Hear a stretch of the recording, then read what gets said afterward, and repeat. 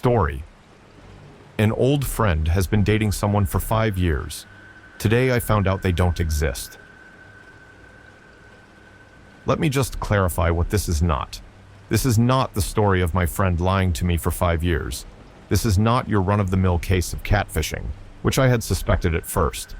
This is something much bigger, and after today I'm genuinely scared for his life, as well as mine. This friend, let's call him Noah, was never great with girls. He's kind of a nice guy, super awkward, and the only reason we were close for so long is because I came out to him as a lesbian sometime in 9th grade. Otherwise, there's no doubt he would have tried to pursue me romantically. He was pretty desperate for love, up until when we were in our early 20s, 5-ish years ago, before he met her. I feel like it means nothing to say he was big into gaming, because who isn't nowadays? Specifically, he was into these, Facebook fantasy games. I don't even know what they are exactly. I think they're like shit quality RPGs that people play for free if they can't afford to subscribe to World of Warcraft. I used to get game requests from him every day. Luckily, you can just block those, so I did. Anyway, this one game he used to play had a chat function, which a lot of people use to meet people. It's really not that weird. I have other friends that have met hookups in a similar fashion.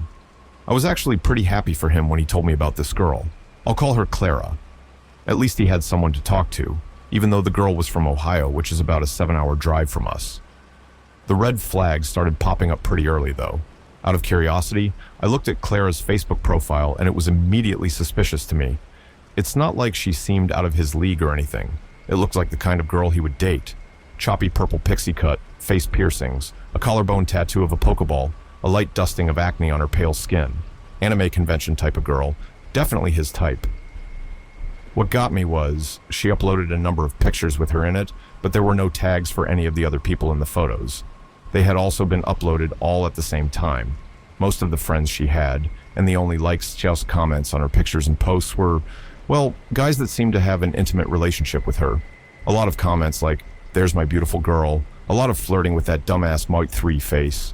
Nothing to do with the occasion, or the other people in the picture. They were all about her. Maybe I shouldn't have said anything. Did I make him dig his heels in further? I was just looking out for him and his heart, I guess. I pointed this out to Noah, but he was having none of it. He showed me that all of the comments dated back to before they started talking, and there was no overlap either. He said there was no way this girl would cheat on him, or anyone, that she was really sweet, just flirty, and truly loved him. I mentioned the other stuff that was weird, but he snapped back that I was just looking for things to not like about her and being overprotective. He was pretty upset. My next thought was that maybe this was a profile for cheating. Like, she was with someone, but she made this in order to lure men into getting with her on the side. Seems like something people do. I told my then girlfriend's current wife about it, and she suggested reverse image, searching a few of her photos to see if they showed up anywhere else. Besides Clara's profile, all the photos traced back to social media accounts of someone named Erica from Fort Lauderdale. But when I went to click on the links, it came up as, "This page does not exist," like she had deleted everything. Even though Noah was mad at me for trying to talk some sense into him, I gave it one last shot. I texted him about what I had found, hoping that this would convince him that something was up. He didn't say anything for a day or so. Then he sent me a novel to explain why it wasn't weird at all, and how over the line I was. Apparently, Clara had a very abusive ex-boyfriend who was stalking her, so she had to legally change her name, move away, and basically delete her old profiles off the internet. Fearing that he might be able to find her somehow through mutual friends, she decided not to add anyone on her new Facebook that she actually knew in real life. She was obsessed with those stupid games too, and she wanted to meet people, especially romantic prospects, since she was pretty lonely.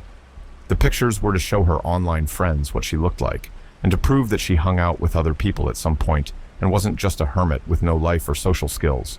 He told me that he didn't appreciate me prying into their relationship, and that he had told Clara about what I said, and she didn't want me to talk to him anymore, and he had agreed to it.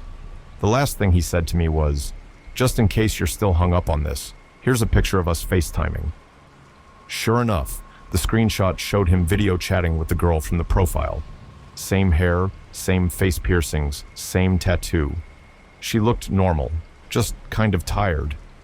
Before I could say anything or apologize, he blocked me. And that was it for a while. I wasn't impressed with how defensive and shitty he had been, and although I figured she was probably using him in some way, I just let it be. He blocked me in every way he possibly could anyway, pretty much every form of communication. So did Clara, so I couldn't see her Facebook page anymore. I had my own things going on, so I just moved past it. I moved away, got a job, got married, and all was well. We grew up in a small town, so one day when I went back to visit a few months ago, I ran into his mother at the one grocery store we have. We chatted for a while about how things were going with me, and she seemed very friendly and happy. Then, I asked her about Noah. Her entire expression changed. She looked so sad. She told me that the same year we had our falling out, Noah decided on a whim to quit his job and go live with Clara somewhere in Ohio, about 7 hours away, and he never came back. He was upset that his mom had been so disapproving of this, so he also blocked her in any way possible and only communicated with an occasional brief email from time to tell her how he was doing. She blamed herself for being too overbearing. He wouldn't even tell her their address because he was afraid she would try to come find them.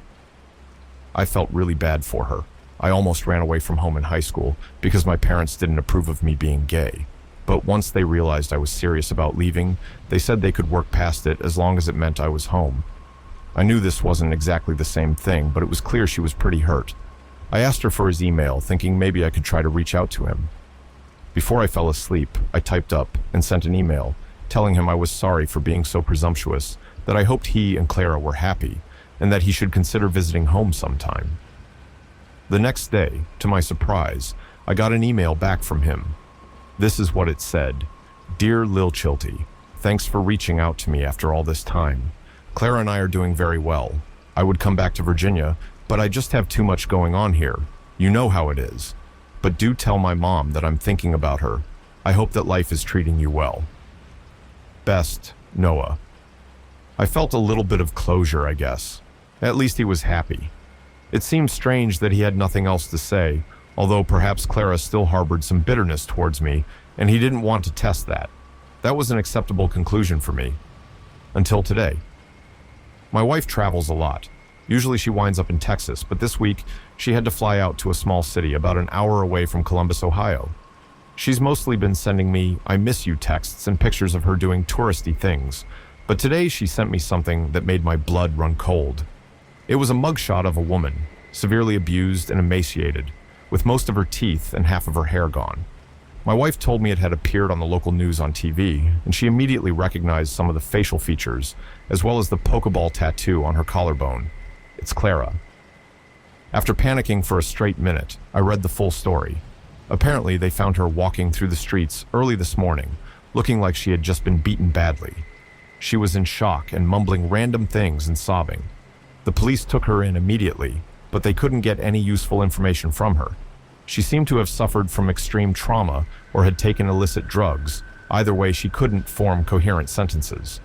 Identifying her had also been futile. Her fingers had been severely burned, so they can't trace her fingerprints.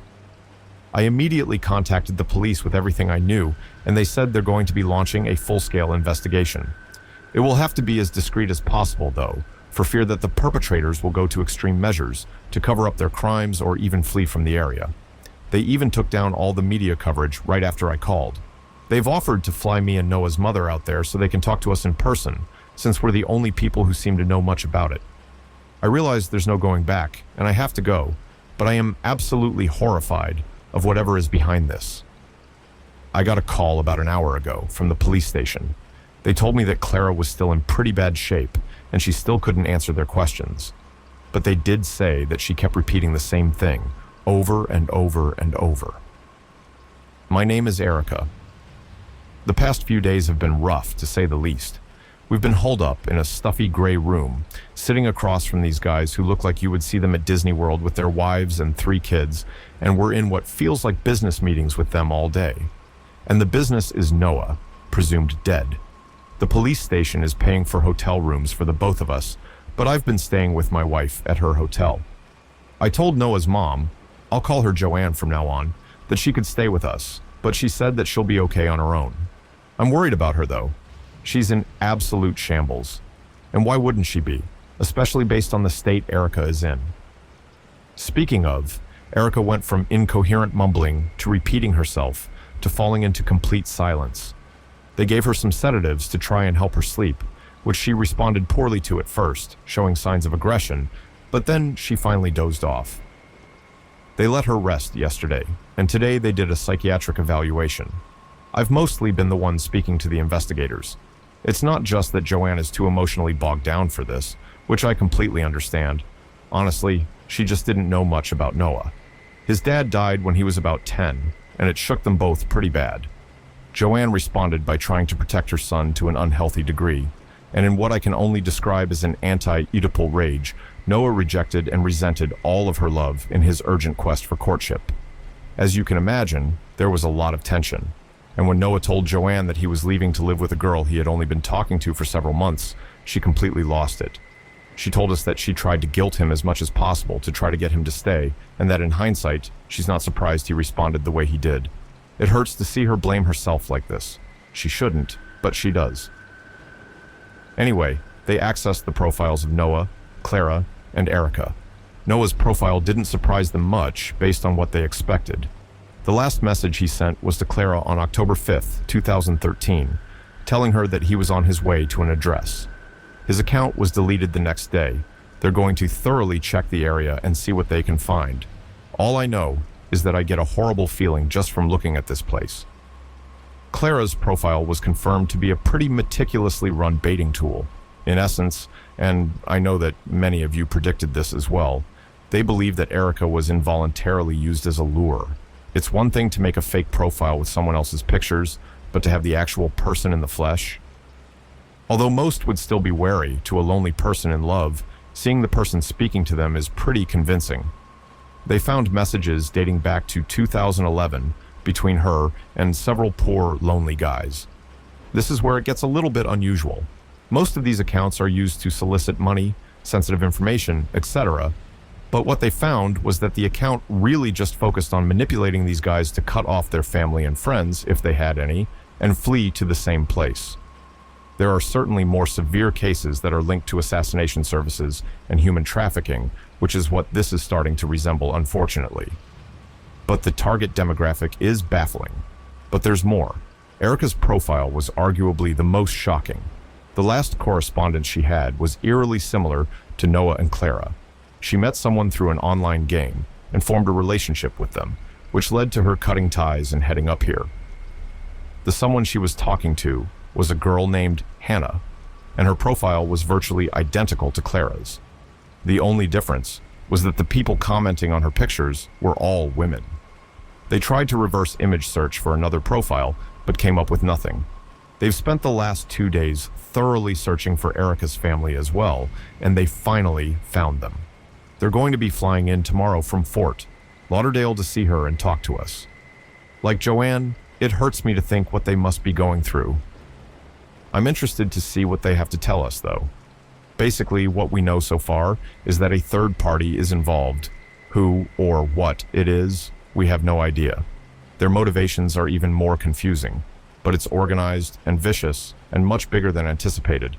The investigative team is trying to reach out to as many people as possible, namely the families and friends involved with the bait accounts, although they haven't had much success. I was going to post all of this earlier, but Reddit was down.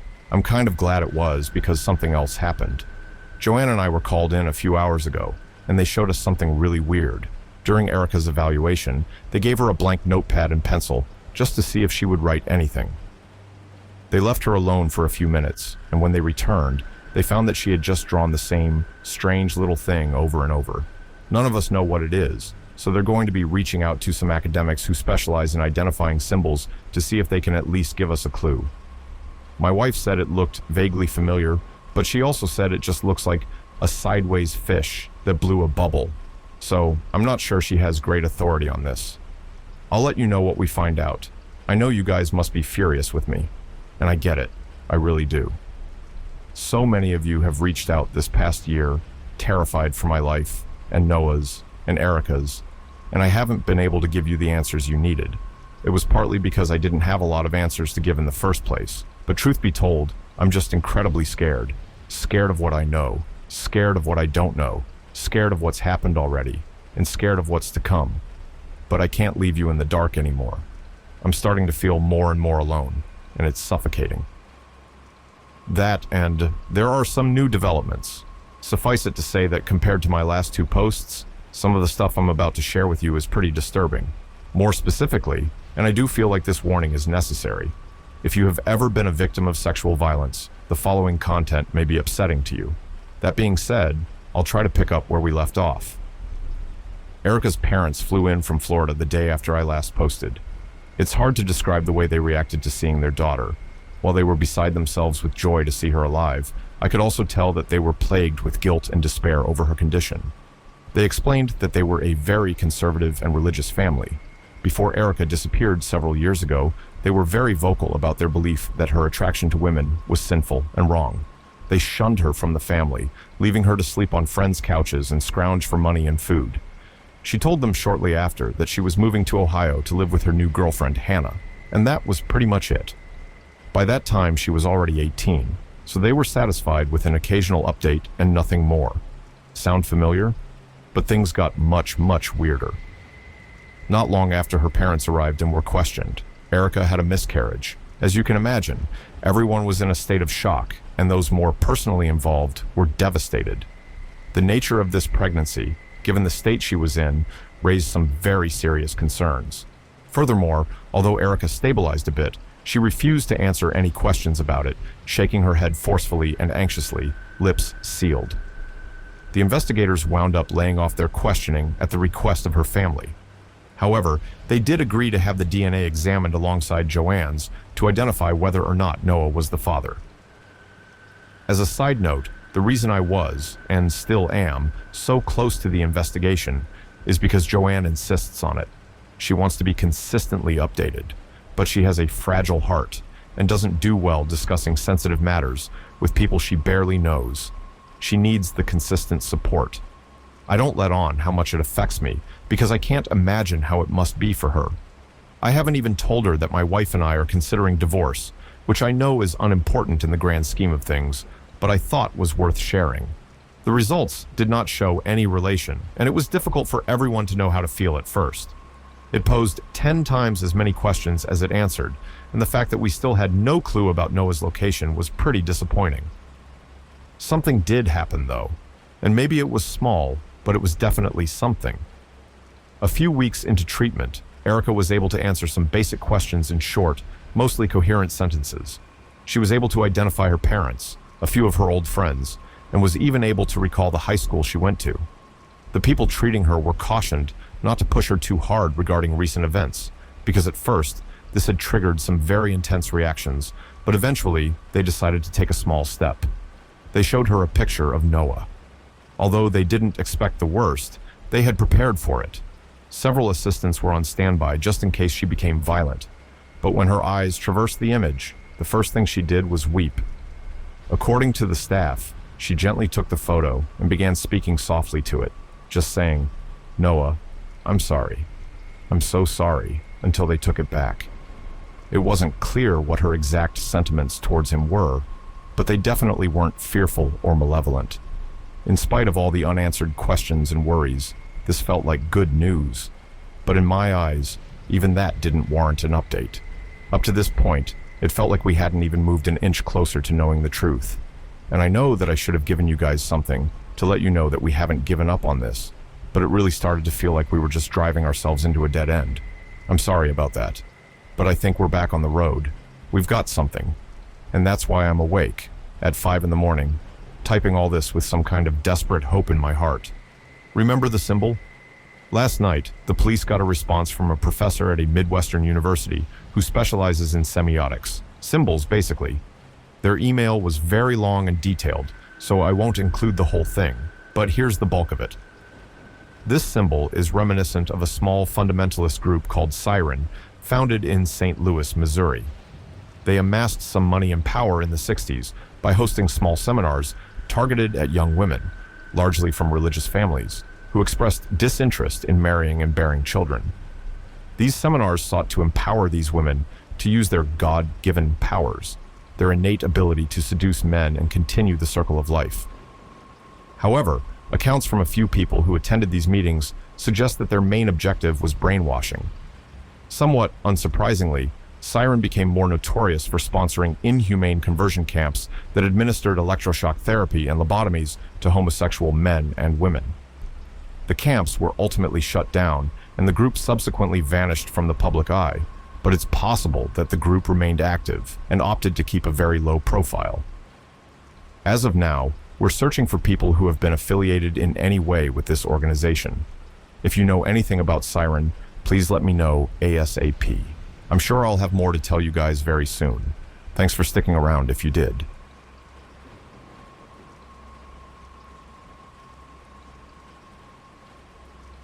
Story: We're not okay in Texas.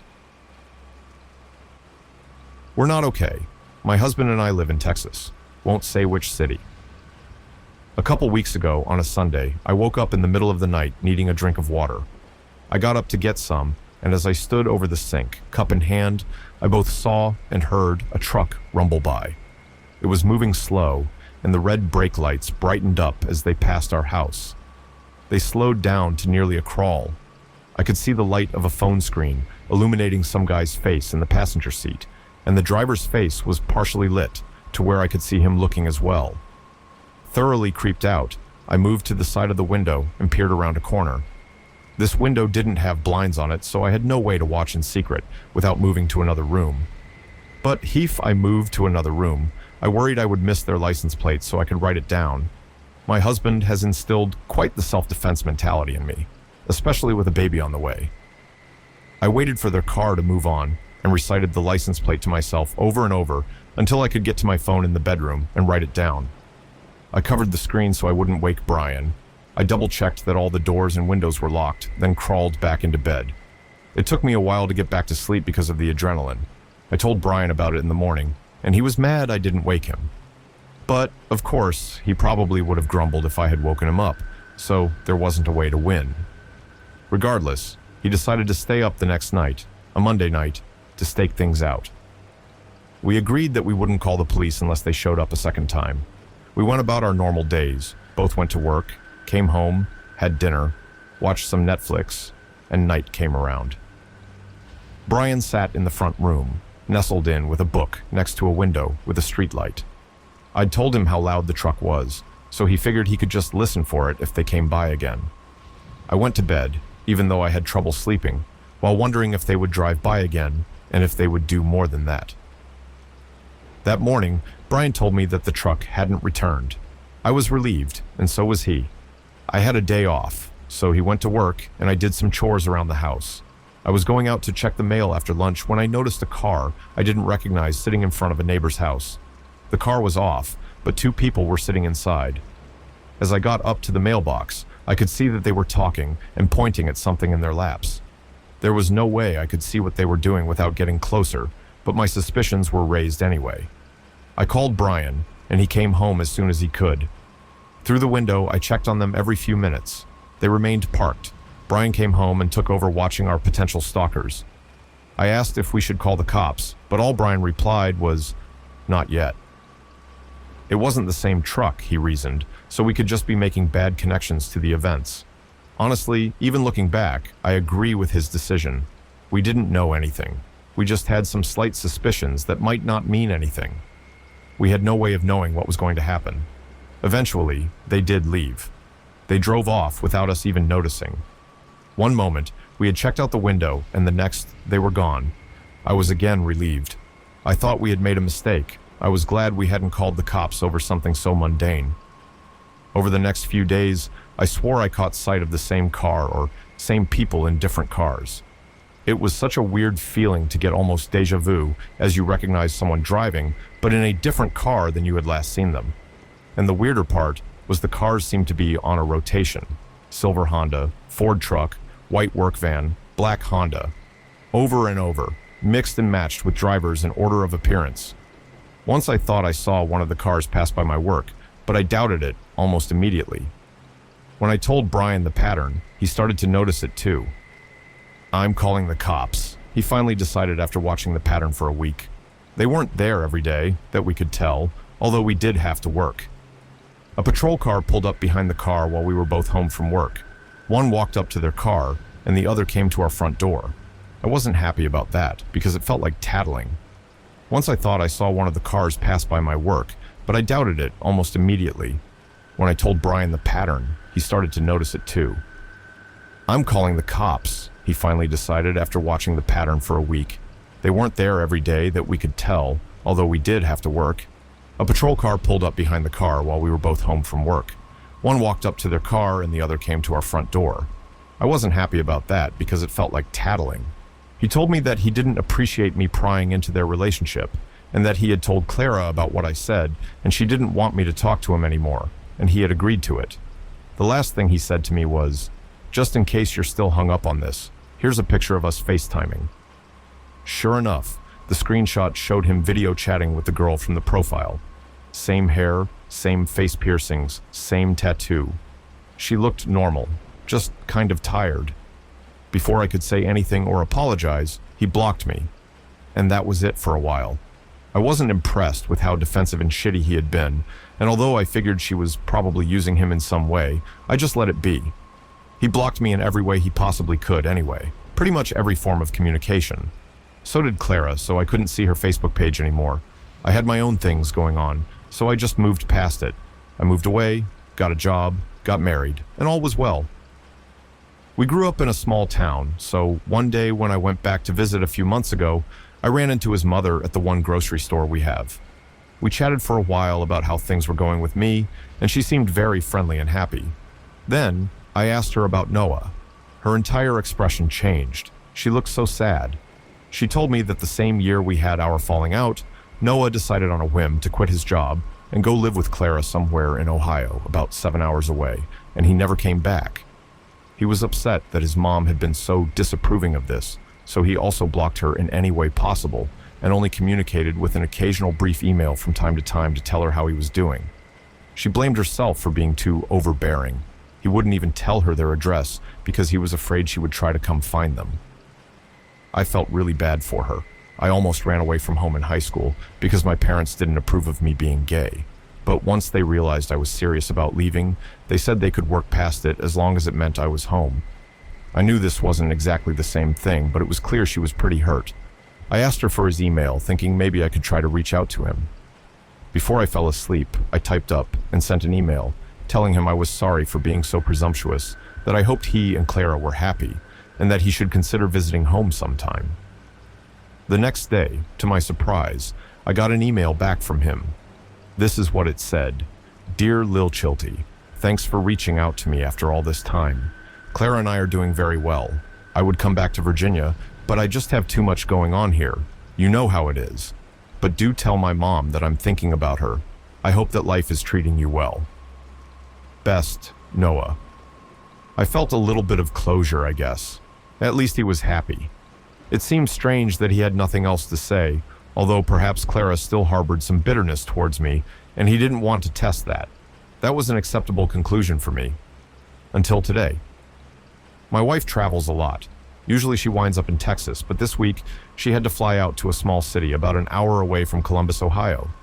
She's mostly been sending me "I miss you" texts and pictures of her doing touristy things, but today she sent me something that made my blood run cold.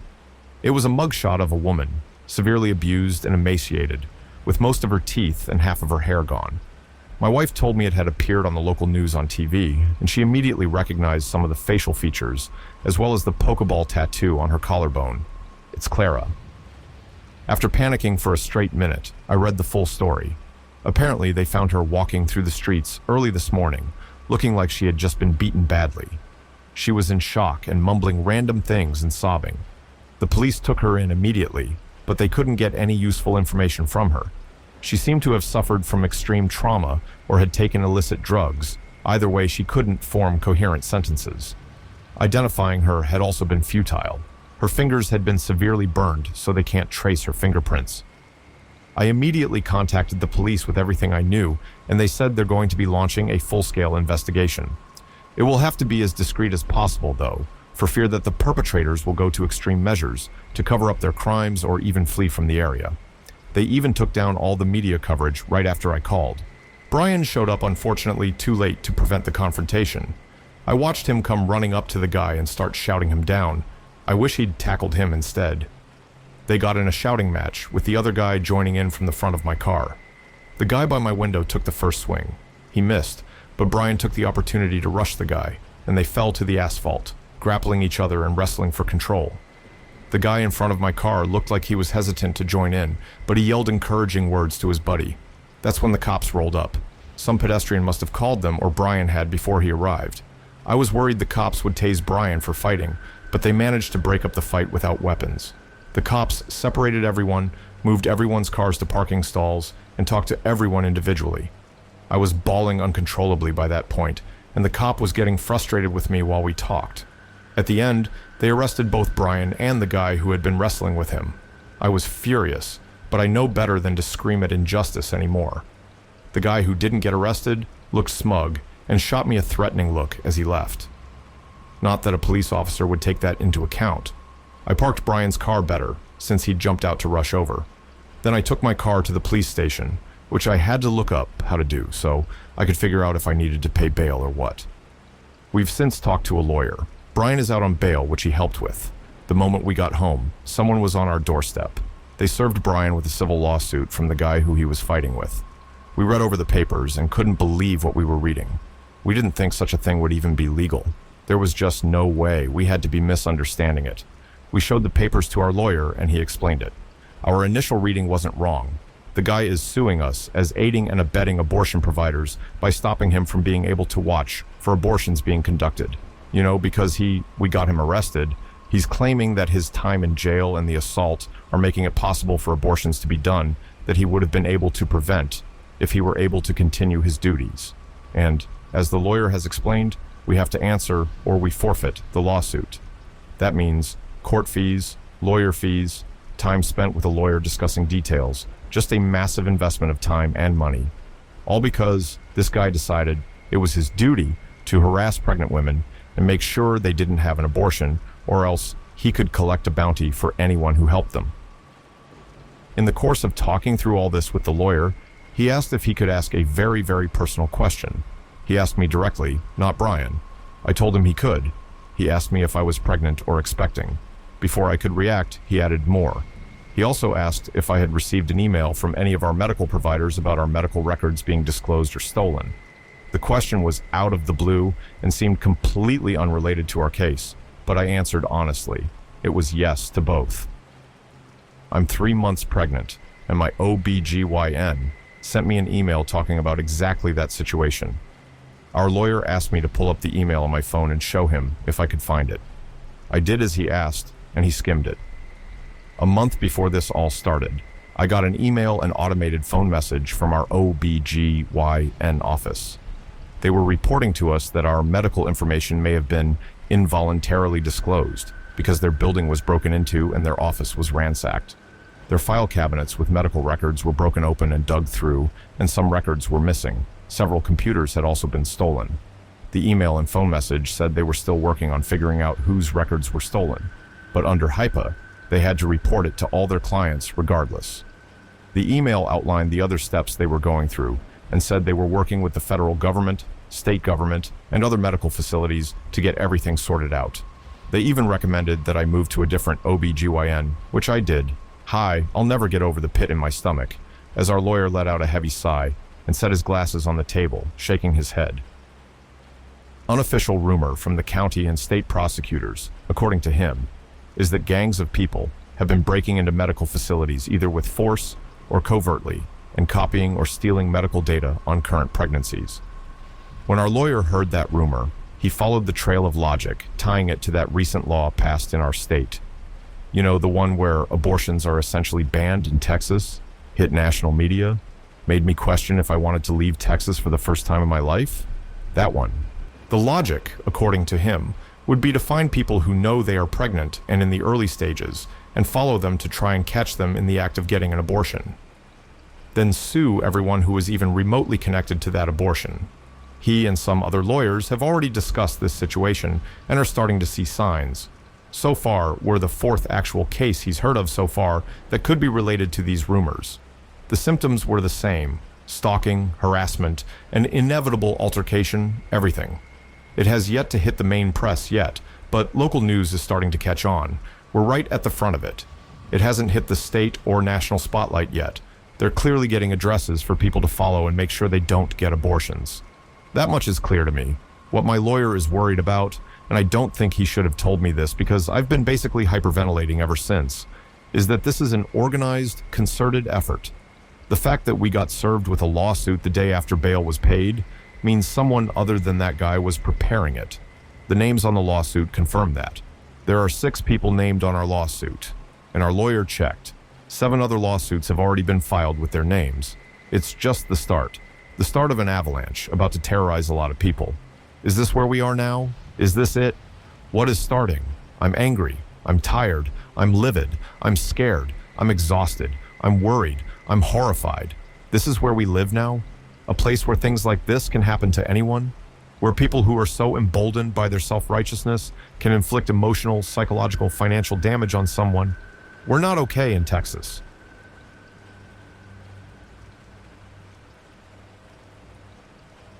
Story. I played Never Have I Ever with my friends, but it turned into the worst night of my life. Never have I ever had a threesome.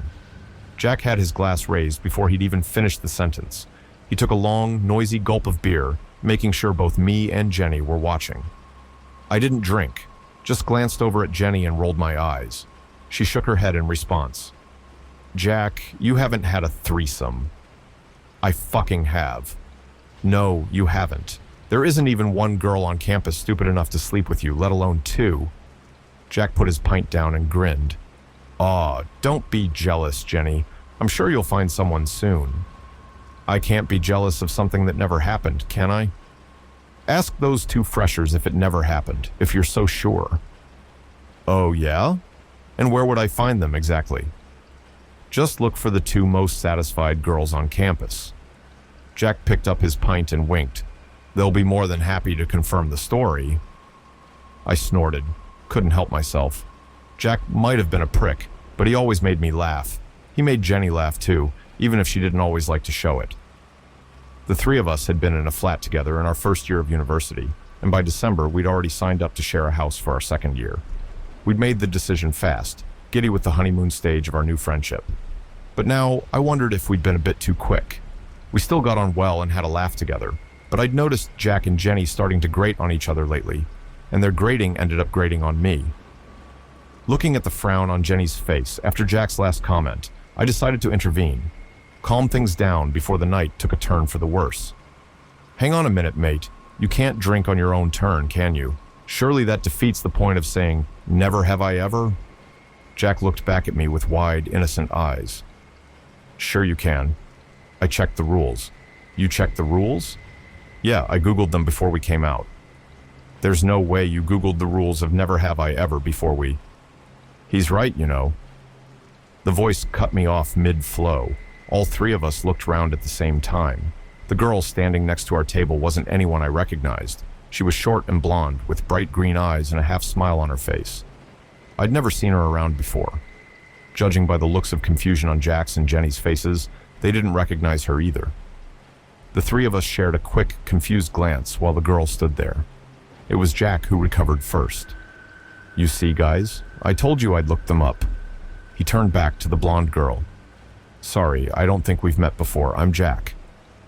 That's Max over there, and the ray of sunshine opposite me is Jenny. Jenny scowled. Are you... Jack glanced around the crowded bar, searching for the right words. Are you with anyone? Or... No, I'm waiting. Later, I'd think back to that sentence.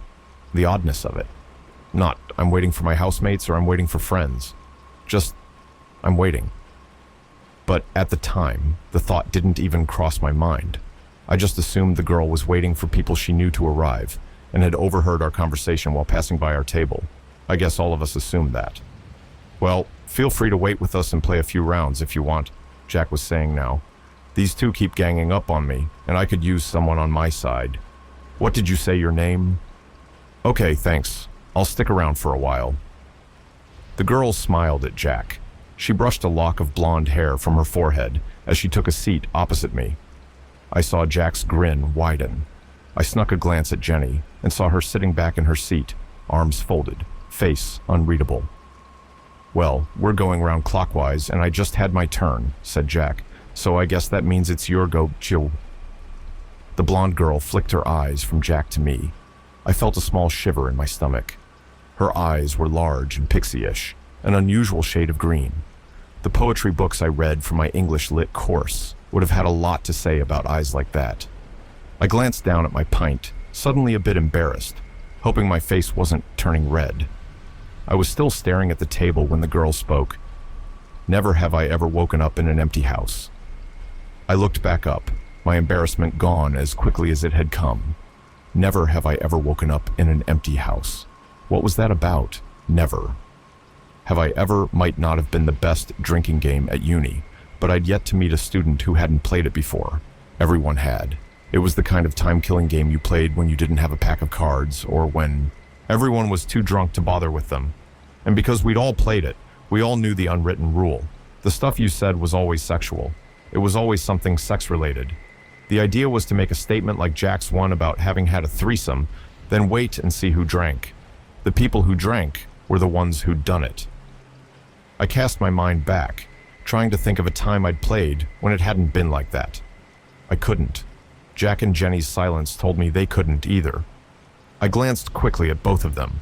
Jenny's previously blank face now wore a slight frown, half confusion, half exasperation.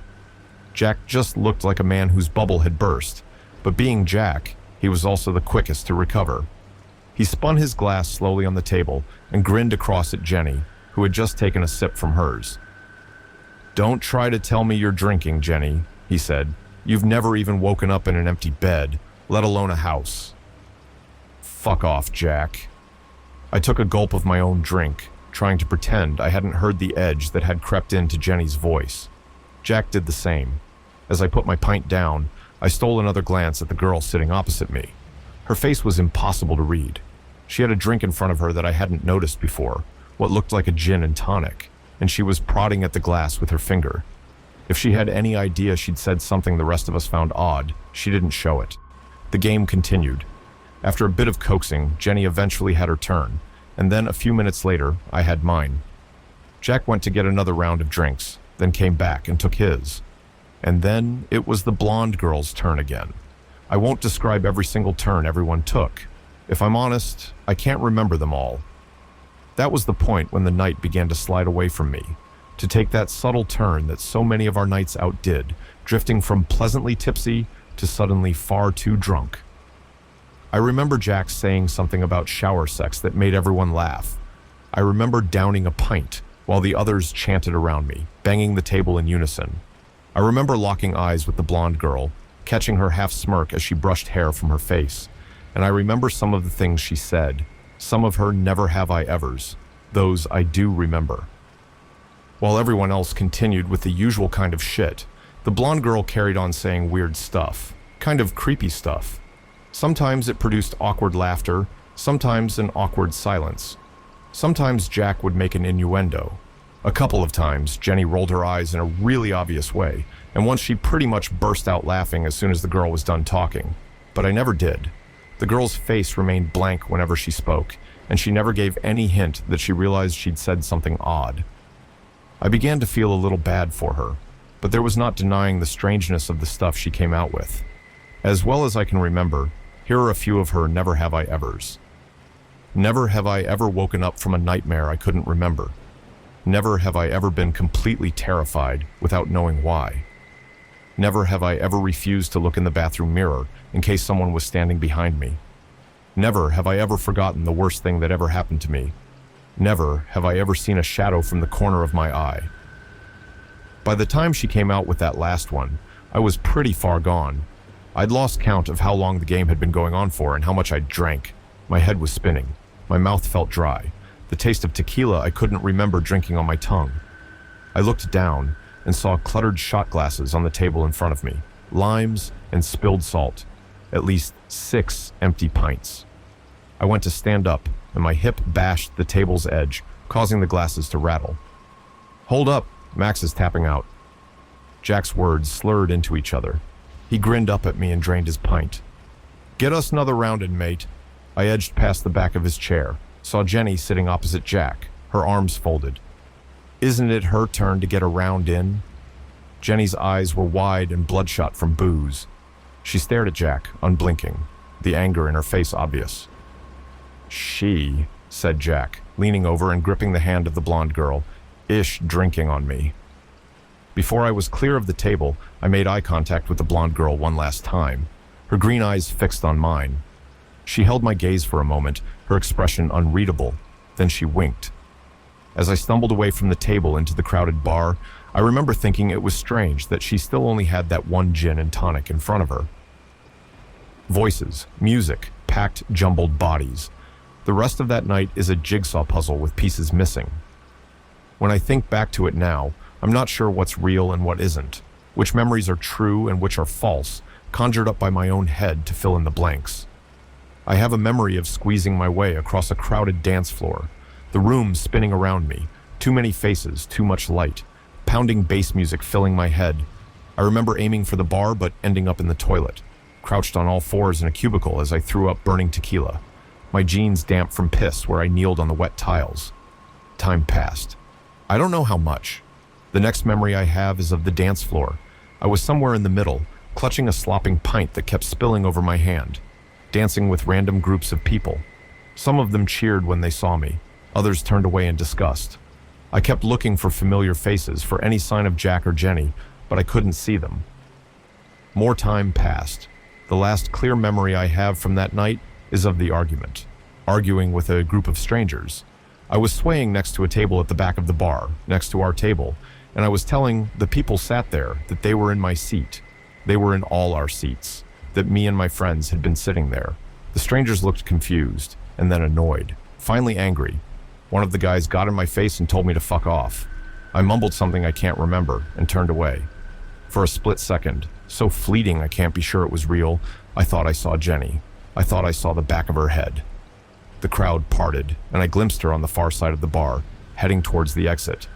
Then the crowd shifted, and someone blocked my view, and I lost sight of her. I woke in the darkness of my bedroom, lurched out of sleep like a drowning man, desperate for air. I'd been dreaming, a dream in which I'd danced with Jack and Jenny in the bar, screaming along with the lyrics of some song, and now I felt disorientated, unsure what was real and what wasn't. I also felt awful. My brain felt like it had swollen in my skull. My head pounded. I could taste alcohol and bile in my mouth. My tongue was so dry I couldn't swallow, and my stomach was empty save for acid. I reached over to my bedside table, feeling for a glass of water, and found my phone instead. 3 a.m. The house was silent around me. I couldn't hear anyone downstairs, couldn't remember how I got home. Right then I didn't care. Right then the only thing I wanted was for the pain in my head to go away. I slowly pushed myself up from the bed and swung my legs over the side, kept in a half crouch to try and ease my headache. A fist clenched in my stomach, a warning sign. Move too fast, and I'd throw up. I pushed back the duvet and hobbled to my little ensuite bathroom, planning to gulp some water straight from the tap. Click. I switched the small light on and winced at the brightness. Over my head, the extractor fan hummed to life. Keeping my eyes squinted, I crept over to the mirror above the sink. Fuck, I looked awful. My hair stuck up in every direction, and the skin of my face was ghost pale.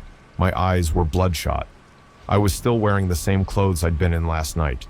The collar of my shirt was crusted with something yellow, what I took to be vomit. Some neon pink drink had spilled down my front. I reached out and turned on the tap, stared at myself as I waited for the water to go cold, tried to remember what had happened the previous night and how I'd got home.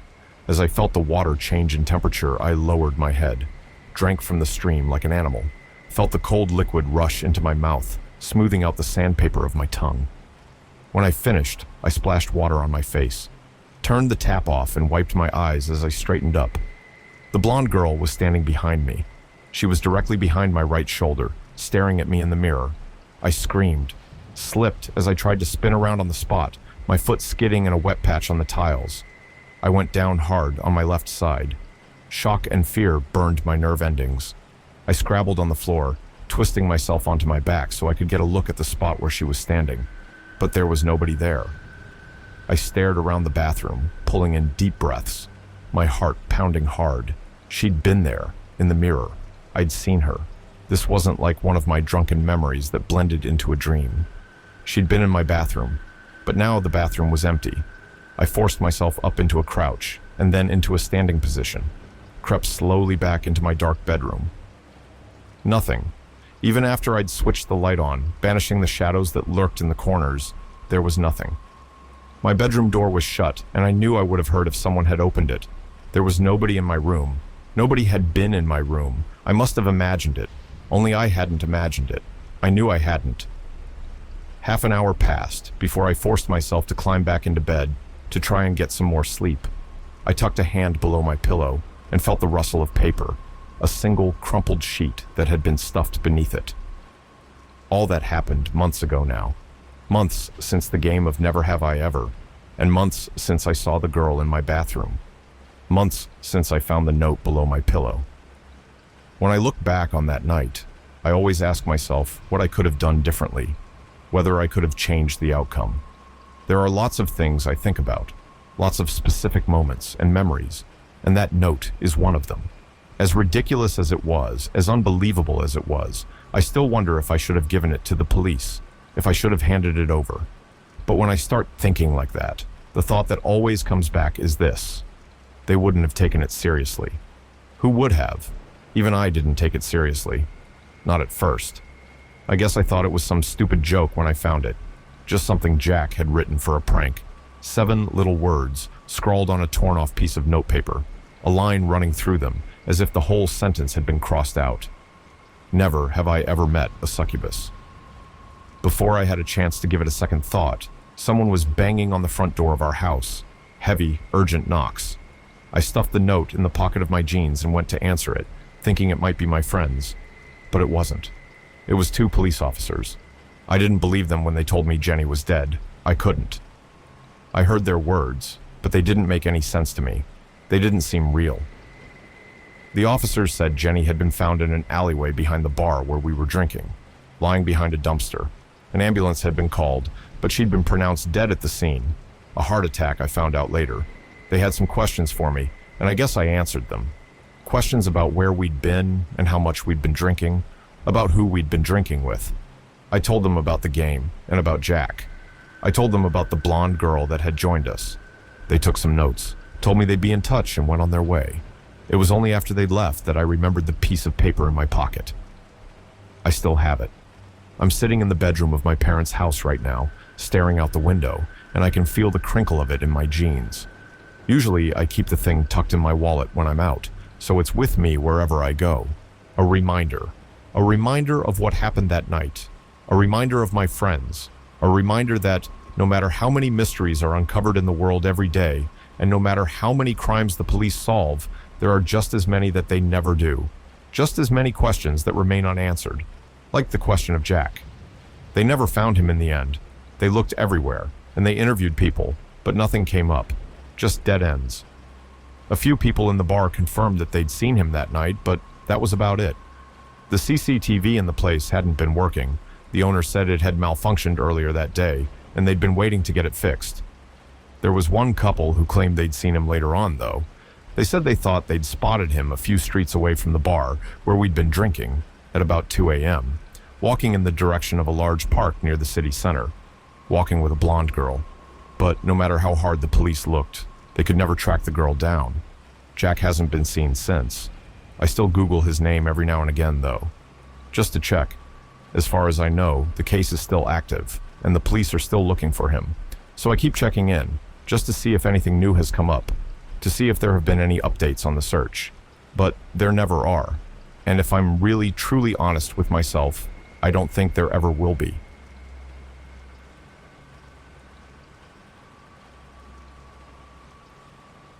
Story. I've been deaf for 14 years. A couple days ago, I heard. I wish I never had. On my 7th birthday, my mother made me a race car cake. She'd stayed up the previous night until pale sunlight began to filter through the thin, white and blue checkered curtains of our small kitchen window. I know this because I drank 1 too many cups of apple juice at dinner, and my bladder could only take so much. I remember how tired she looked when I peered into the kitchen on my way to the bathroom, and how all I cared about at the time was that she'd chosen the wrong colors for the frosting. I thought pink and purple were too girly. I don't remember much of my birthday party. Erica Sander tipped her chair so far back that she toppled right over, and her mother took her home early, scolding her about safety as she struggled with our barely functional front door. George McCullough showed us how he could snort milk through his nose. I threw a tantrum over the girly colors on my cake. My stepfather demanded that everyone leave early, red in the face, barely holding composure. I woke up in the hospital several hours later, confused, ears still ringing, dark bruises on my neck, near one eye, and obscuring both sides of my head. I couldn't hear the doctor's words as he smiled warmly and welcomed me back into consciousness. I couldn't hear my mother's cries. I couldn't even hear my own screams. My stepfather moved out several days later. My story begins 14 years after that birthday party. It wasn't too common for head trauma to result in deafness, but I'd never been all that lucky. Despite spending 2/3 of my life without hearing, I'd never quite adjusted to the lonely life of a deaf introvert. When I walked through the crowded streets of my city, I used to wish I could hear the conversation, the loud cars, the bustle of rushing businessmen. How foolish I was to wish I could hear it all. The warm glow of the setting sun told me that I'd once again lost track of time, wading through endless deadlines and paperwork. I scolded myself for working extra hours, robbing myself of precious moments of gloomy isolation back at my apartment. Finally, on the bus home, I settled my briefcase in my lap and began to map out my evening in my mind. It only took a few lurching stops of the bus for me to notice that the small screen that usually displayed the name of the upcoming stop wasn't working. Cursing silently under my breath, I strained my eyes to see through the foggy windows, but it was too blurry for me to make out any familiar shapes. Thinking quickly, I tapped the shoulder of the woman sitting beside me. She turned to look at me, clearly annoyed, and I held up a finger to signal her to wait. I hurriedly pulled out a piece of paper and messily scrawled the name of my stop and a short explanation of my situation in the hopes that she could tell me when the driver announced Parkside Drive. When I turned to show her the paper, she had already moved to a new seat. You'd think nearly a decade of a half of being deaf would bring me enough experience to deal with a situation like this, but I wasn't good at coping. I sighed and began to count the stops, trying to estimate how many stops I needed to sit through to get to my own. Annoyance bubbled under my skin. Without thinking, I angrily tore the small piece of paper into several pieces, clenching the crumpled bits in my fist. Idiot. I'm sorry? I looked up, irritated, searching for whoever had spoken. I had begun my silent cursing again when it hit me. I had heard. I took a quick glance around, confused, but much to my dismay, everyone around me had gone silent again. Was I going mad? I caught a glimpse outside as the door opened and closed. Damn it, I had just missed my stop. It was 4 o'clock in the morning. I'd spent the past 6 hours in bed, window wide open, straining to hear any hint of sound. I barely cared that I had to work the next day. I'd gotten a taste of what I'd missed for 2/3 of my life, and I wanted more. When a car sped past my building, illuminating my room in a bright white light, I finally got what I'd asked for. What are you waiting for? An answer, I suppose, I replied. My conversation partner did not deliver. I tried to rid my sleep-deprived mind of thoughts about what I'd heard, but my morning routine was distracted and messy. I examined myself in the mirror, trying to smooth away any stray shampoo bubbles I'd missed as I had absent-mindedly rinsed my hair. I had half turned away when something odd caught my eye. Something was not quite right. As I turned back to investigate, I placed my finger on the glaring inconsistency. My reflection hadn't moved an inch. I furrowed my brow and raised one hand into the air. My reflection did the same, steadily holding my gaze. Then he smiled. He waggled his fingers at me in a wave. Not even a hello? His voice was a high-pitched giggle. He grinned at me, his smile so wide I thought the tendons in his face might tear apart. I stared back, feeling something between relief and fear. What do you want? My voice was hoarse and shaky from years without use, but I tried to sound as firm as I could. I want what you want. After all, I am you. And what is it that I want? I was nearly too afraid to ask. Just a little justice. Its smile grew wider before it began to fade to match my own expression once more. I took a deep breath, and so did my reflection.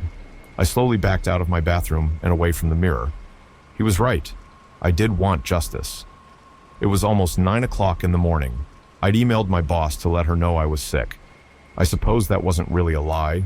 I was lightheaded and nauseous from my encounter, but I knew what I had to do. My first stop was the hardware store. I picked up a length of rope, but the voice of my reflection corrected me. Duct tape will do better. I haphazardly tossed a roll of duct tape and a crowbar onto the counter. Glancing at the digital numbers displaying my total, I handed the cashier a wad of crumpled bills and headed out with my supplies. Now go to him. You know he never left the building. My voice directed me onto a bus, and before I knew it, I was headed into an eerily familiar part of the city. The houses grew smaller and shabbier as we went, lawns losing their perfectly even green to be replaced with overgrown weeds and dead brown grass. Then even the houses began to dwindle, towering, dark, damp apartment buildings taking their place. A chill shook me to the bone, and my clammy hands quivered as though they were freezing. The bus let me off, and my heartbeat grew louder and rougher.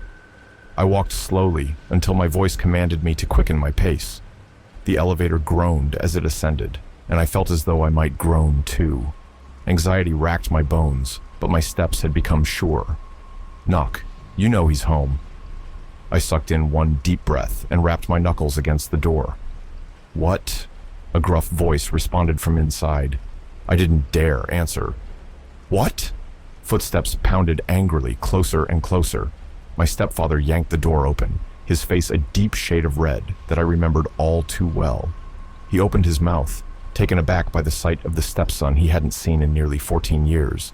But before he could speak, I had struck him with the crowbar. He crumpled to the ground, and I nearly didn't recognize the sight of him on the floor. He was weak, arms limp at his sides, powerless. I acted quickly, using the duct tape to restrain his arms and legs, placing one final piece over his mouth in the hopes of muffling any screams. I had just finished when my stepfather began to awaken. Impeccable timing, just like in the movies. My reflection began to giggle that high-pitched giggle, and all I wanted to do was cover my ears and drown it out. My stepfather's eyes fluttered open, widening suddenly as they met mine. He tried to scream, but it was no use. "What's the matter, Dad? Cat got your tongue?" I spat at him, mimicking the words he'd used to torment me before he left, taunting me as I'd cowered silently in fear. As he screamed muffled protests, I pulled a knife from my bag and held it to his throat. "I'll bet you want me to make it fast," I sneered. Blood pounded in my head, and all I could think of was the sting of his fist against my face, his fingers tight around my wrists as he held me back from escaping. I let the tip of the blade slice into his skin, and his screams got more desperate.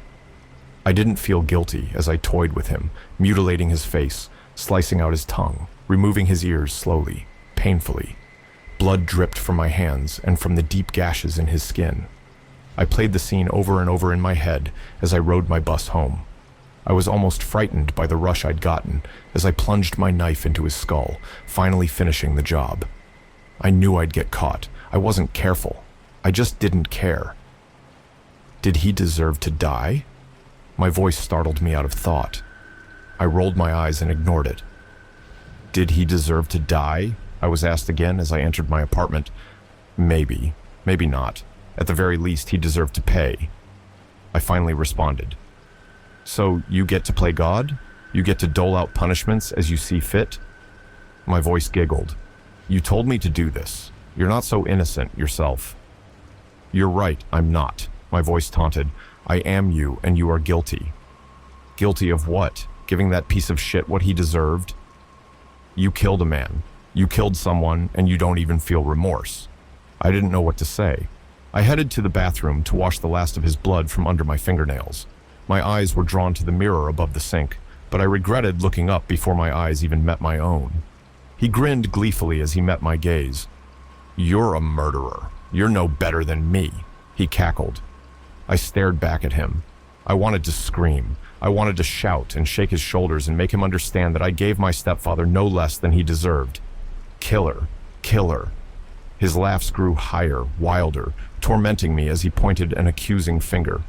"What's the matter, son? Cat got your tongue?" He giggled. He stared me down as he lifted my bloody knife into view. I backed away instinctively, words still on the verge of spilling over my tongue. My reflection stayed put. I could hear my heart pounding in my ears. I stared in disbelief as he took his tongue between two fingers and raised the blade against it. My mouth was slightly agape, but I couldn't breathe, couldn't speak. Blood dribbled down his chin, and I could hear the droplets fall to the floor, as well as if they were in the same room with me. I slowly lifted my fingers to my own lips to find that they were wet. Tentatively, I glanced down to find what I had feared. The floor was darkened at my feet with a gathering pool of blood. I opened my mouth, but while I felt a shriek escape my throat, all I could hear was the guttural, choking laugh of my reflection. I will never speak again. I've broken every mirror in my apartment. All I can do now is sit and wait for the consequences of my crimes to unfold, or at least further consequences.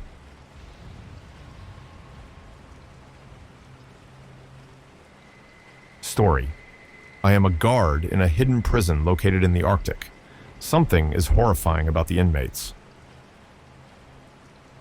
I was a correctional officer at a supermax prison. It was near Florence, Colorado. I stayed as an employee there for a half-decade. I saw almost everything you can imagine: escape attempts, stabbings, and riots. Also, sharp weaponry that was hidden in places you would rather not visualize. These are only some of the more unpleasant occurrences I have dealt with in the past. I am currently writing this on encrypted Wi-Fi from an undisclosed but safe location. I have had a change of careers, following the events of the tale I am about to share with you now. I hope that people thinking about becoming prison guards read my story and reconsider any future life choices they will look back on as a mistake. The warden called me into his office on a Monday. During the entire walk, there down the hallways, I thought of the trouble I could be in. "Shut the door," he said, as he looked up at me from his desk after I entered. Those words sealed it in my mind. How much hot water I was in for some sort of infraction I was not aware of yet. Bureaucratic micromanaging and constant procedural changes were nothing new to me. I still hated petty political grievances. I nodded and sealed the entranceway. He demanded I take a seat, so I did. "You're the best officer here," he said. I waited for the but. I anticipated news of termination. I saw a forced transfer to some mundane position filing paperwork headed my way. "I want to give you an opportunity," he said. "You will make $600,000 in 1 year. Your benefits will remain unchanged. You would have less oversight than what is present for you now. You would be in a leadership position, albeit an isolated one." "That sounds ideal," I said, as my mind swam in the possibilities of how much profit he offered. "There are only 2 things we ask of you. One is that you cannot tell anybody about your new position. 2 is you locate somewhere else. There's a prison in the Arctic, and that is where your life will be for the next 365 days. The confusion must have been readable on my face. "If your wife asks, tell her that you are going to a federal academy. There is no cell service or Wi-Fi there. Any contact you make with her must be through snail mail. We will handle the addresses given. If you decline this offer, then this conversation never happened. Do you understand?" I contemplated the pros and cons. Before I became law enforcement, I was a bodyguard. I was gone from the house for extended periods. Even though it would be time with the wife lost, the fortune would help both of us. I agreed. The prison facility was a large compound, not much bigger than the place I had patrolled before. A few things jumped out at me when I first laid eyes on the populace there. They all had wounds on their faces, and they spoke a strange guttural language I was unfamiliar with. Why do they talk in such a bizarre tongue? I asked myself as I would walk down the blocks. The new warden I worked under had the last name of Buckley. He had noticeable scar tissue beneath his eyes. His attitude towards me at the beginning was hardly welcoming. If anything, he acted as though I was a burden. He seemed to resent me due to the mere possibility of having to train me on things. One evening, Buckley ordered me to do a cell extraction.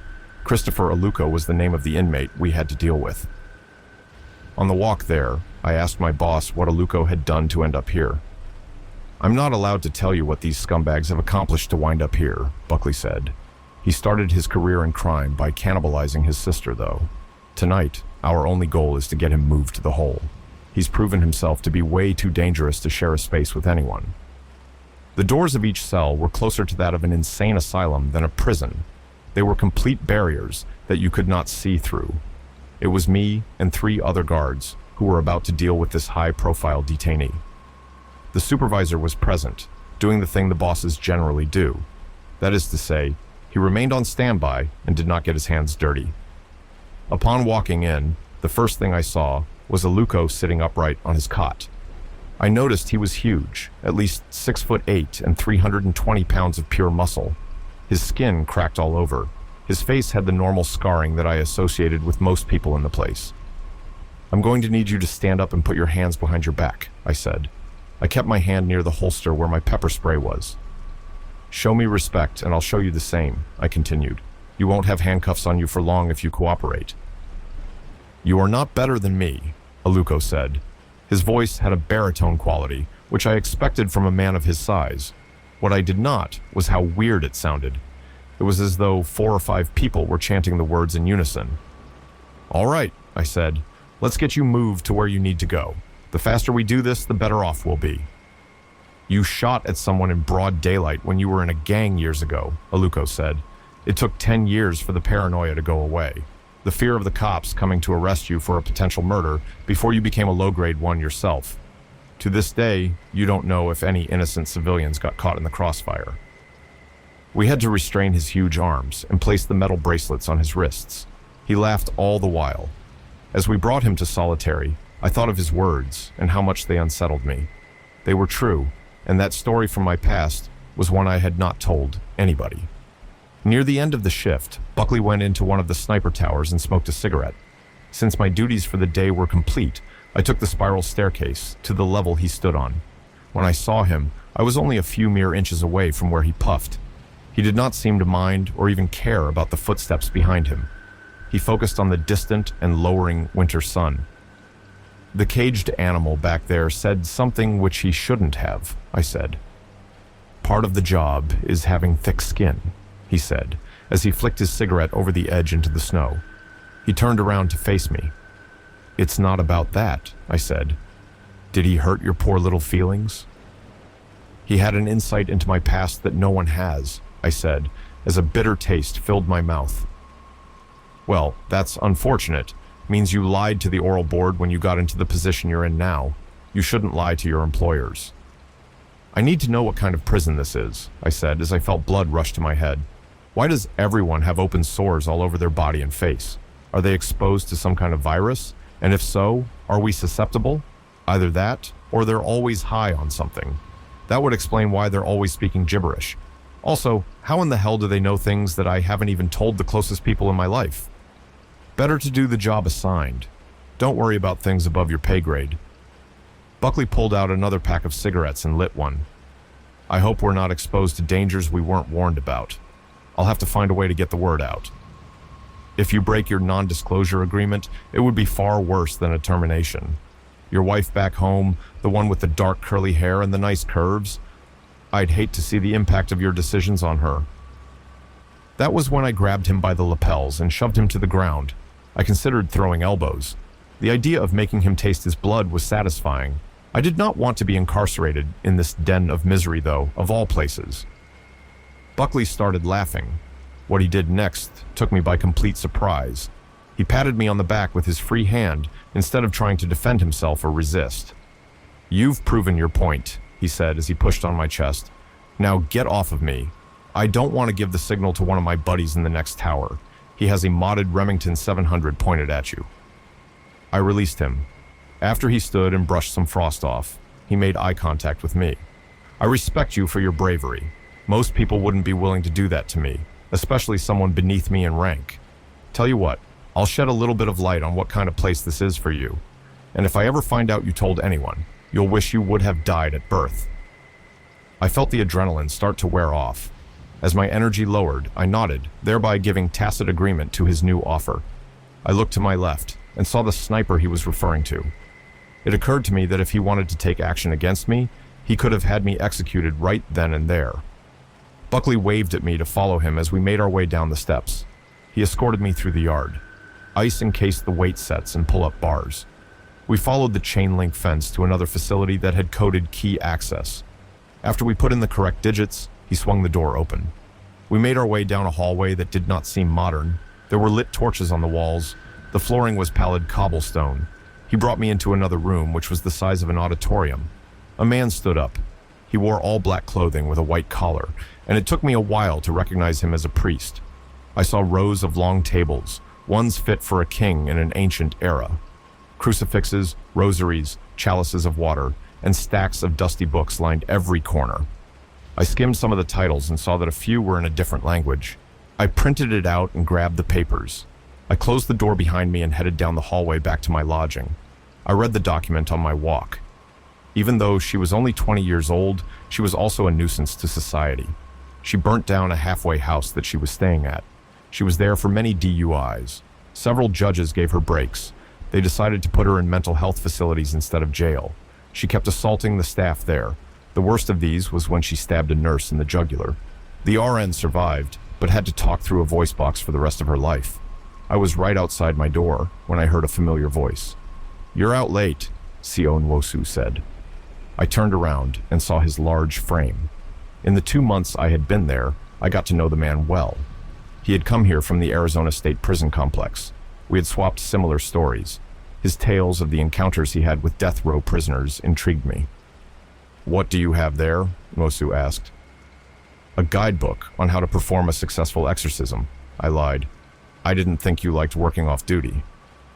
"We do what we have to." "How did you get it? They won't let us use the internet here." "Found it under the seat of the mobile unit," I said. I did not feel good about falsifying information to a peer I had respect for. "Oh, I see. I came here to ask if you have any extra coffee. I'm out, and I don't want to go all the way to my locker to get some in the morning if I can help it." "No problem," I said as I unlocked the door and invited him in. I stuffed the papers under my mattress so he would not be able to read them. I reached into my backpack and pulled out some instant packets. I gave them to him and saw that he stared at my collection of books. At the far end was a Bible. His eyes locked on it. He grabbed the coffee packs and looked at me. "Do you believe what they're telling us?" Nwosu asked. "What do you mean?" "About God and the devil. All these biblical villains taking control of all the people here. It seems far-fetched to me. There has to be something more going on. What if this is an asylum for those with undiagnosed mental illness? The kind researchers aren't advanced enough to understand yet. Have you ever thought of that?" I sat down. "I don't think science has the answer," I said. "The ones in here are gifted with preternatural abilities. It's like they can read our minds, or at least our pasts, no matter how secretive we are. I never felt as though I have less power than I do since I came here. All I know is I can't pretend to understand everything, whether it's celestial or empirical. I cannot feign understanding of the evil within these walls. To pretend otherwise is arrogance." Buckley Nwosu, a priest, and I walked together to Anna's cell. We could hear her screaming from within a 300-foot distance. The other lamentations of the prisoners became drowned out by her wails. We entered her cell. Words written in blood were on the wall. They were Latin. She stared at us with a smile. Her face seemed puffier than usual, which emphasized the wounds on her face. The priest pulled out a rusted black crucifix. He raised it in her direction as he approached her. Her screams grew louder with each advancing step. He pulled out a small pocket Bible and read a prayer from it. "Saint Michael the Archangel, defend us in battle. Be our protection against the wickedness and snares of the devil. May God rebuke him, we humbly pray. And do thou, O Prince of the heavenly host, by the power of God, thrust into hell Satan and all evil spirits who wander through the world for the ruin of souls. Amen." Her eyes became less opaque. I was able to make out their green color for the first time. She gazed at me and spoke intelligible words for the first time since her forced visitation. "Your mother died an early death because she found out you joined a gang," Anna said with a mocking laugh. I looked around to see if anyone was staring at me with judgment. The expressions were neutral until they turned into worry. Everyone in the room knew they would have to wait their turn for public humiliation. "You accepted a bribe to stay silent after an inmate stabbed another one to death," she said to Nwosu. Nwosu muttered something under his breath. He stated the inmate was a horrible person who mistreated children. He commented on how the earth was lighter without the presence of such a person weighing it down. You, Anna said as she stared at Buckley. You are the worst out of everyone. Your wife dies by drowning, and you received up her life insurance money. Wait until they look deeper into that. What I saw next horrified me. Buckley screamed out the word no as he lunged at her.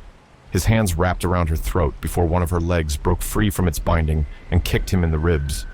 He must have forgotten to wear his vest that day because he folded and landed on the ground. The priest placed the cross on her forehead and left a permanent mark there. She passed out.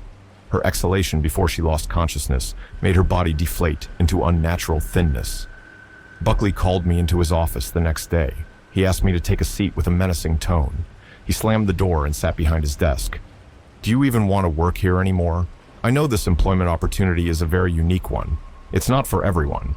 You knew when you became a CEO that this type of job requires more mental fortitude than most professions. This isn't any different because we're operating in uncharted territory. Have I done something wrong? I asked. You entered my office after hours, he said, as he banged his fists on the table. I don't know what your motivation was. Are you starting to believe what some of these inmates are saying about me? They don't see our sins with full impunity?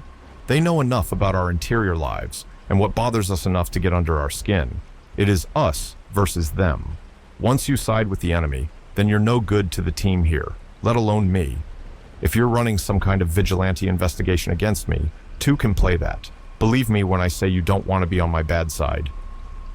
If you're going to fire me, I said, I won't make excuses.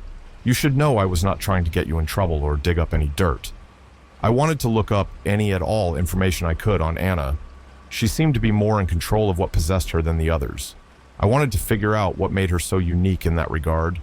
I figured if I ever wound up possessed, I could weaponize whatever she used. You're like a child, he said as he stood and paced back and forth.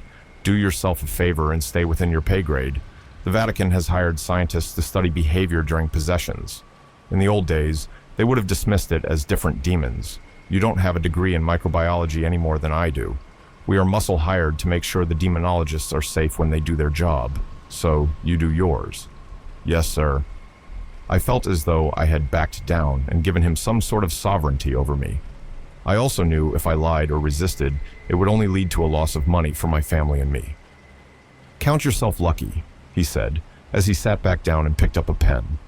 I'm not reporting your mistake to any of my superiors. Do not make me regret giving you this break. Now get out of here before I change my mind. I made my way to the threshold. I faced him as I began to turn the knob. One question, I said. Most of the time, inmates come shipped here in groups. Anna arrived alone. Why was she given special treatment during her transport? Is she a celebrity? The daughter of a famous politician? It's within my rights to know as someone who has to check up on her. Anna is my daughter, Buckley said as he scribbled on a pad and motioned me to leave. I was a correctional officer at a supermax prison. It was near Florence, Colorado. I stayed as an employee there for a half-decade. I saw almost everything you can imagine. Escape attempts, stabbings, and riots. Sharp weaponry that was hidden in places you would rather not visualize was common. These are only some of the more unpleasant occurrences I have dealt with in the past.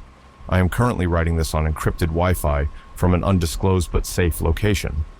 I have had a change of careers following the events of the tale I'm about to share with you now. I worked in a hidden prison full of possessed inmates. I hope people thinking about becoming prison guards read my story. They should reconsider future life choices they will look back on as a mistake. As time went on, I saw humanity behind the violent demeanor of many inmates. A common fear of correctional officers is susceptibility to manipulation by the incarcerated. I tried not to become a victim of my empathy. One of the prisoners named Aluko managed to escape. I collected information on how he did it. Rumors abounded that he had turned a toothbrush into a pick. He allegedly weakened the concrete around his barred window. Another tale given was how he overpowered one of the correctional officers. The officer was too embarrassed to admit it, so they tried to cover it up. Aluko was a massive man. There was no shame in losing an unarmed combat match with him. The lack of weapons used left me baffled. The strangest part of the story was not how he escaped. It became obvious the inmates had some sort of intelligence. They were not as impulsive as we judged them to be. They had the basic want of freedom, or the cruel entities that controlled them did. The most unsettling part of Aluko's fleeing was not how he managed to scale the barbed wire, nor was it his willingness to traverse the tundra.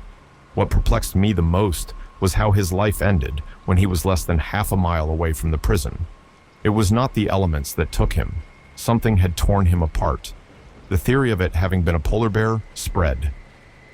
"They wanted a meal to go with their Coke," one of the officers joked in the briefing room. I did not find the lame quip funny, and neither did the warden. Our general lack of civility was not uncommon, but some jokes were intolerable. While many of us wrote it off as a polar bear attack, there was one aspect of the butchery not in alignment with that. "Aluko's eyes are missing from his skull," a member of the search team said. "Something carved an upside-down cross carved into his chest, or what's left of it." Medics came back and told us everything they had seen. The brass took over the investigation shortly afterward. I asked one of the priests what could have ended his life. "What kind of wraith-like being could perform such a precise and terrifying mutilation?" I asked.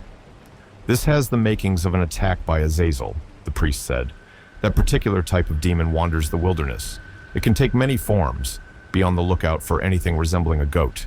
If you see horns when you are doing an outside perimeter check, be sure to recite a prayer and use this." He handed me a crucifix.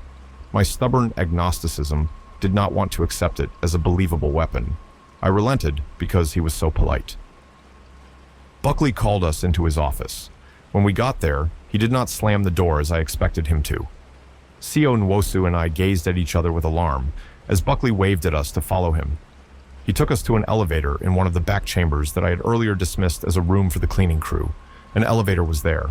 He opened it, had us step inside, and led us down to the basement. The subterranean cellar was completely barren, except for two items. One was a stained glass window that depicted the Virgin Mary coated in ice. The second was an electric chair. I did not know the prison had such a chamber. Everything about the seat looked old. It seemed to belong to a medieval era rather than having come from decades ago. The arms of the chair had the faces of gargoyles at the ends of them. Sio Nwosu and I gazed at each other with alarm as Buckley waved at us to follow him. He took us to an elevator in one of the back chambers that I had earlier dismissed as a room for the cleaning crew. An elevator was there. He opened it, had us step inside, and led us down to the basement. The subterranean cellar was completely barren, except for two items. One was a stained glass window that depicted the Virgin Mary coated in ice. The second was an electric chair. I did not know the prison had such a chamber. Everything about the seat looked old. It seemed to belong to a medieval era rather than having come from decades ago. The arms of the chair had the faces of gargoyles at the ends of them. I turned around and spoke to Buckley. "Warden, I have a question." "I did not permit you to ask one. I suppose after the beatdown I gave you, I'll allow it out of pity." "Do any of the inmates have the demons driven out of them?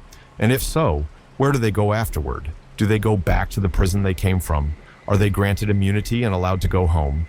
Do the exorcisms make them purer than what they were before?" "You are nothing more than pond scum with a badge," Buckley said with a sneer. "Don't ask questions if your wage doesn't merit it. How many times do I have to tell you?" "I was only wondering because I have not seen Anna in a while." "Watch what you say and get out of my face. You are a hairbreadth away from me documenting your insubordination." Although I loved pushing his buttons, I did not want the negative consequences.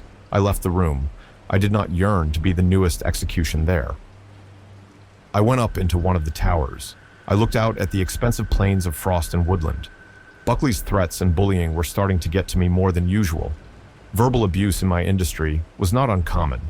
Something about his irate tone under these conditions made it sting much worse. It filled me with a certain anger that I did not know how to resolve. I figured getting some fresh air and doing a bit of investigating would help me stay preoccupied. I needed to clear my mind.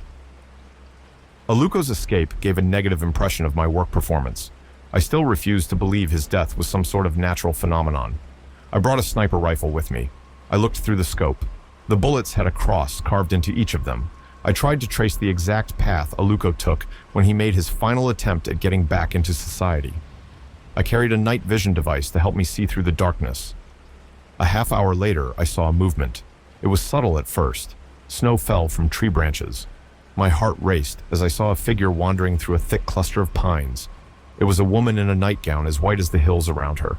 Backward arching horns protruded from her forehead. The way she moved was peculiar. Her steps did not seem to telegraph any sort of movement, as though she was floating. There were no indentations in the snow behind her. Her head tilted to the side. The last frozen feeling she wore on her face was one of pain. She seemed to suffer a sort of paralytic neck injury. A black-tailed deer was only 20 feet from her. She sneaked behind it, predatory. What I saw next disturbed me. The deer's torso opened.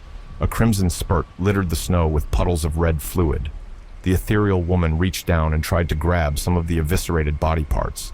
Her hands sunk through the chunks of meat. She wailed at that moment. I squeezed the trigger. It connected. Her chest tore, 2 sheets splitting apart. Her scream became even more voluminous. She exploded like an effigy, incandescent in the Arctic. She evaporated into ashes. The flames went away, and so did the spirit. A pile of blackened and smoldering embers got carried away by the wind. They decorated the trees as though it was a macabre Christmas stage setup. The next night, I visited Nwosu in his room. His place was a mess.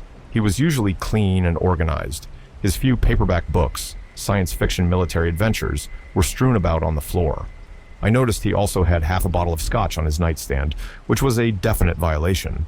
We were not allowed to drink. The threat of an emergency forced us to maintain sobriety. Still, I was not going to snitch on him. "I think I killed a demon," I said as I took a seat across from him. "I searched high and low for the body and couldn't find it. One of the preachers told me it was a particular type of evil called Azazel." I looked at Nwosu and saw that his eyes seemed to stare out for 1,000 yards toward his ceiling. "What's wrong, man?" I asked. "I found the death ledger," he said. "I don't understand." Whoever flipped the switch on the electric chair we saw yesterday kept a logbook. Everybody whose life he ended. There have been exactly 106 people killed in that chair. Sure, some of them were repugnant before their possession. Others got locked up for a seatbelt violation. There's no consistency in regards to why they were worthy of capital punishment. Nwosu pulled out a manila volume. He tossed it my way.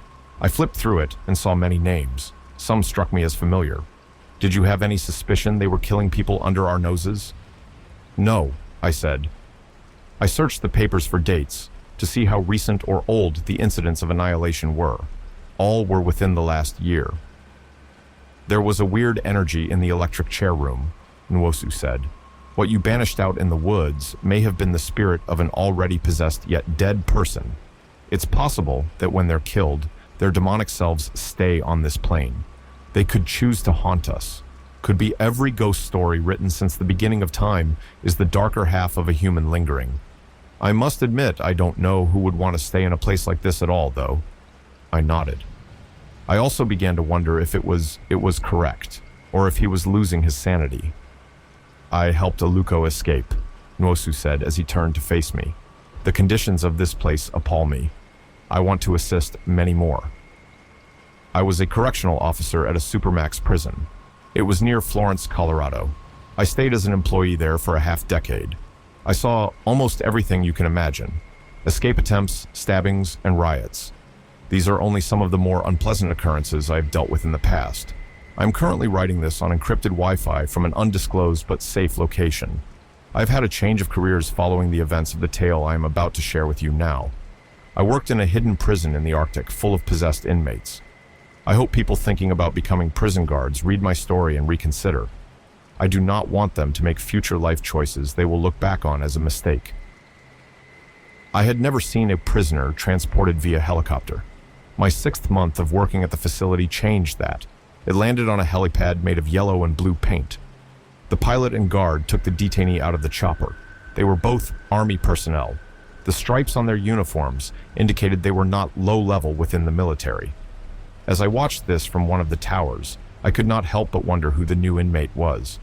The person tried to give the captors a struggle. Both were strong and did not seem particularly worried. They kept the person under control. I observed the subject's clothing during the escort down to the top floor of the cells. A black burlap sack was over their head. A large blanket covered them. It was impossible for me to even gauge the basic silhouette of the individual. I had seen many kinds of transport, but none so high profile.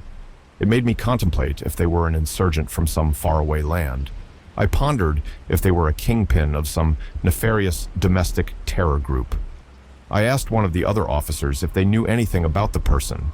They told me the subject was in the hole, the most isolated cell on the grounds. Orders were not to take the burlap sack off of the person's head. This perturbed me a great deal. I asked if we had any information on the person. I already knew the answer would be vague if there would be any sort of concrete backstory at all. I met the warden in one of the break rooms as he was eating steak. It was better than the freeze-dried and prepackaged artificial slop they gave to those of us lower in rank. I became jealous in a matter of seconds. "You told us to watch the prisoners more," I said as I folded my arms. "Who is looking out after the one in solitary? What makes them get room floors above the rest of the general population? Is this person the country's most prolific serial killer or something? What would merit such severe protections?" "I don't create the law here," he said with a mouthful. "Believe it or not, I'm kept in the dark about a lot of things as well. Don't assume because I'm not a grunt that I have all the details you so crave. Do me a favor. When you get out of here next month, take it up with the big guys in Italy, especially the one with the funny hat. I'm sure they would love to hear your thoughts. While you're there, tell them I deserve a promotion." That same night, I went up to the top level and walked past the door that led to the solitary cell. Though I could not see inside because it was a wall of pure concrete, I did hear the wails of the prisoner. They sounded familiar.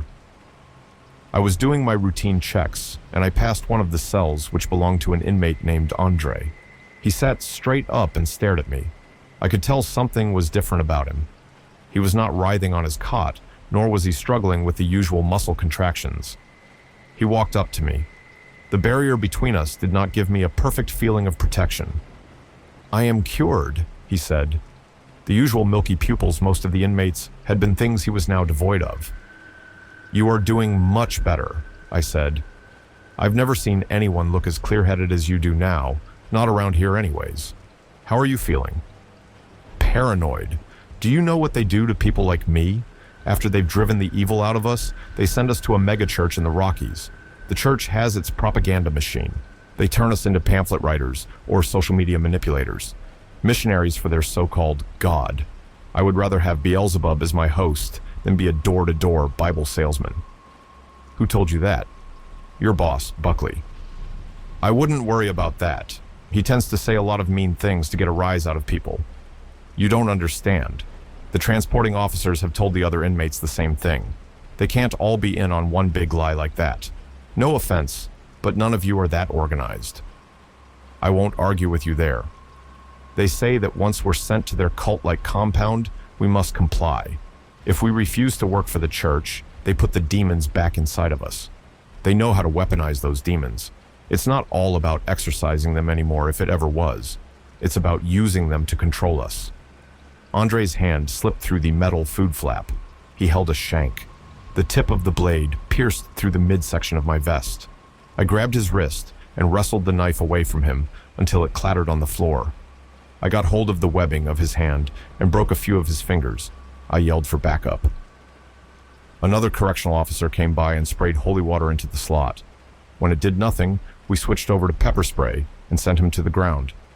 Inmates using dirty tricks and distractions to try and get one over on me was nothing new. That particular incident made me very spiteful and paranoid, though. When I patrolled the cells the next day, Andre was nowhere to be found. I found they shipped him somewhere else. I wondered if it was to the nightmare place of forced worship he had described. Nwosu had lent me a copy of Milton's Paradise Lost. I felt obligated to give it back to him. After I finished the last page, I went outside and knocked on Nwosu's door. There was no answer. I went back into my room and grabbed a flashlight. I walked up to the door again and banged on the barrier with the metal device. Even with the reverberation, Nwosu still did not call out or come to the door. I had seen him fall into unhealthy habits which were worse for wear. His motivation to help people flee had gotten the best of him. His drinking had spiraled out of control due to the stress level he was under. I kicked the door down. I could not tolerate the thought of letting him die by choking on his vomit after an intense bender. The room was empty and clean. None of his stuff was there. I walked into Buckley's office the next day. "One of the inmates smuggled a pistol in," I said. "Impossible," Buckley said as his eyes widened. "I need your help in assessing the cell, sir. There might be some ballistics evidence. You believe he used the gun? Yes, I said. I escorted Buckley to the chamber. It was a mess. Items were strewn about everywhere. Where's the gun? I braced my knuckles with a small baton and punched Buckley in the temple. He fell. I took his service weapon and master keys. I walked out to the hallway and shut the door immediately. I waited for him to recover and come to. When he did, he shook his head like he was waking up from a deep sleep and gazed at me with pure hatred. "What do you think you're doing, Lieutenant?" Buckley said as he touched the side of his head for blood. "I want you to tell me what happened to my best friend. No lies this time. Where did Nwosu go?" "You do too much. Nothing worse than someone a kid picked on in high school who gets into this profession. They always overcompensate.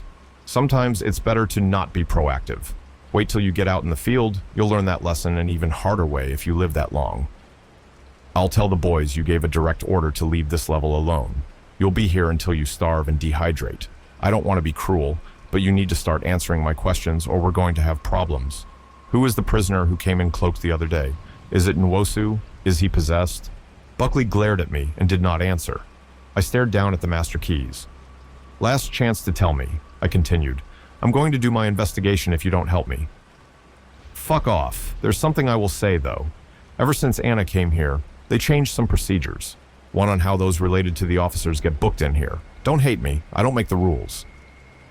I wanted to ask him to elaborate, but I was getting angrier with him by the second. I left him there and went to solitary confinement. I went to the most isolated holding chamber on the property. When I opened the door, I found a yellow hallway that ended in darkness. I turned on my torch and walked down the vestibule with a hand on my service weapon. I found the prisoner in the corner, their hands tied to the bed. The burlap sack was still over their face. I ripped it off. My wife stared back at me. Her face had cracked skin and was paler than I could ever remember. I stumbled backward at the sight of her. "No," I said through gritted teeth. As the dawn of my new reality cascaded over me, I punched the wall. I broke a few knuckles. I knew what I had to do. I undid the restraints on the bedding and zip-tied her wrists together. I did not want the presence, which controlled her, to fight me. "You never told me you were in a gang that used to rob innocent people," she said as I led her down the hallway. Her voice was not my wife's, but sounded the way an actress might on scrambled television. I brought her to the first level. I walked her past prison bar doors after I used the master keys to gain access to them. It was snowing when we went outside. "Where are you going?" I turned around and saw an officer I had met many times. Michael Patterson had the face of a bulldog. He never allowed anyone to think he was anything but a consummate professional. Humor was something he was incapable of. "The most powerful priest is out on sick leave," I said. "He's possessed himself. I have direct orders to take her to the city. I'm going to drive her to one of the churches there." "Did Buckley give you any paperwork authorizing this?" "It's in the prisoner transport vehicle over there," I said, pointing at the SUV 300 feet away. "Let me get her situated for the drive, and I'll be right back with it." Patterson nodded and gave tacit approval. Once we were in the car, I hit 60 miles per hour and drove far away from that wretched place. It took 2 weeks to get back to our home state. I returned to my house in the middle of the night, so the neighbors would not see my wife in the state she was in. The next morning, I restrained her to our bed. I went to the local church and managed to convince a priest to help me. I had to persuade Father Park I was not a delusional person. When he arrived in our bedroom, he knew the case was legitimate. Park performed a lengthy 7-hour exorcism. I walked him to the door. My wife had already become lucid again. She did not have any memories of what led to her being in my workplace. "I have tried to pray and purify this house," Park said as I opened the front door. "If I were you, I would consider moving." As the priest walked up to his car, I got his attention again by calling out his name. "Father," I said, "I've been meaning to ask. How do we protect ourselves from possession so I can ensure that this never happens again?" "Demons are like falsehoods," Park said. "No matter how intelligent you may be, you could fall victim to believing something not based on facts. We have to guard ourselves against lies and deception. In the same way, we have to always be at the ready when our senses tell us something evil is afoot." I closed the door and went upstairs. I embraced my wife. "How did the assignment go?" she asked. "I'm changing industries.